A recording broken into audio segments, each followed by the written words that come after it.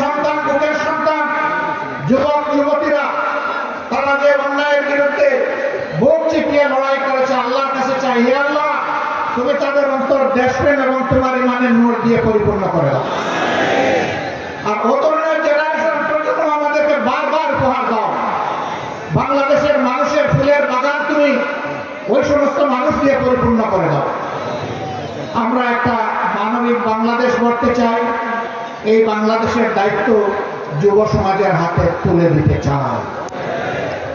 এই যুব সমাজই ভবিষ্যতের বাংলাদেশ। আপনারা সবাই দায়িত্ব তুলে দিতে রাজি আছেন? যারা বয়স্ক তারা কি মন খারাপ করলেন? একবার এক সন্তানকে সম্বর্ধনা দেওয়া হচ্ছে তার কৃতিত্বের জন্য। তো ছেলের ব্যাপারে অনেক কিছু বলা হয়েছে, বাপকে কেউ চিনে না। বাপ এতক্ষণ চিন্তা করলো, কি রে আমারে কেউ একটু স্মরণ করল। যখন তার হাতে ক্রেস্ট তুলে দেওয়া হবে, বাপ দাঁড়িয়ে বললো, আমার একটি কথা আছে। এত সময় আপনারা যাকে সম্বর্ধনা দেওয়ার জন্য অনেক প্রশংসা করেছেন, দেখতে হবে ছেলেটা কার। আলহামদুলিল্লাহ, এক কথায় সব কিছু বুকের ভিতরে এসে গেছে। বুকের ছেলে যেমন বুকে থাকে, বুকের ছেলের কৃতিত্ব তেমন বাবার বুকে চলে আসে। কাজেই আমরা আমাদের সন্তানদের নিয়ে গর্বিত। আলহামদুলিল্লাহ, এমন সন্তান আল্লাহ আমাদেরকে দান করেছেন বলে আমরা আল্লাহ শুকরিয়া আদায় করি। সেই বাংলাদেশে আমরা চাচ্ছি। আমরা ইনশাআল্লাহ আমাদের সন্তানদেরকে সঙ্গে নিয়ে বুকে ধারণ করে আগামীর দায়িত্ব তাদের হাতে তুলে দেবে। এই বাংলাদেশ আমরা চাই। এই বাংলাদেশ আপনারাও চান? তাহলে ঘরে ঘরে আওয়াজ ছড়িয়ে দিন। আমাদের কথা খুব সংক্ষিপ্ত।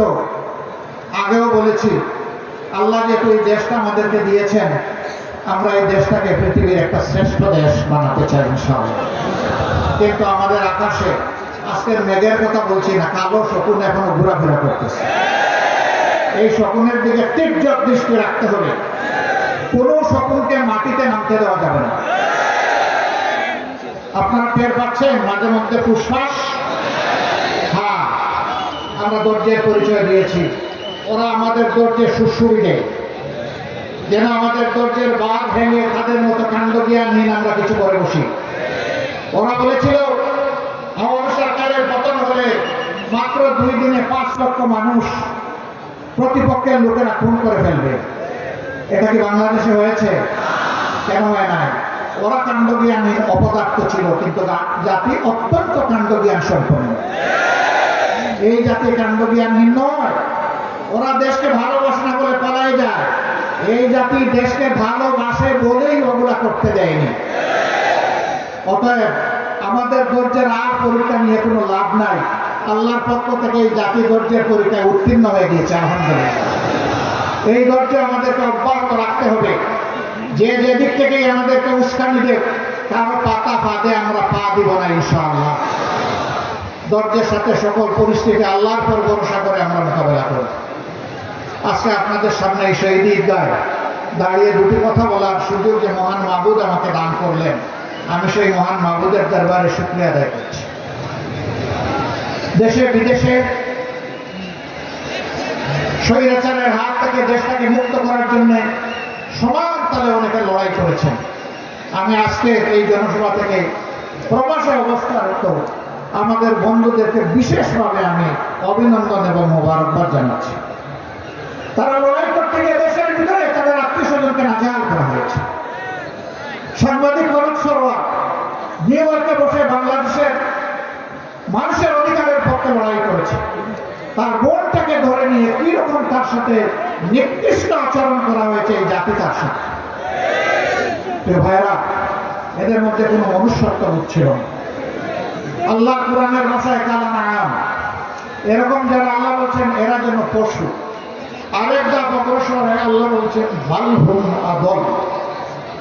পশুর তো আমি বিবেক দেই না, এই জন্য সে ভালো মন্দ বুঝে না। ওদেরকে বিবেক দেওয়ার পরে যারা এই কাজ করেছে এরা পশুর চেয়েও নিকৃষ্ট। আল্লাহর কাছে ওই জাত থেকে কিয়ামত পর্যন্ত আশ্রয় চাই। ওই জাত যেন আর ফিরে আসতে না পারে। আপনারা সবাই সজাগ থাকবেন তো না ঘুমায় পড়বেন।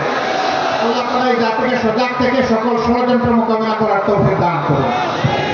প্রিয় বাংলাদেশকে আল্লাহ তাআলা কবুল করুন।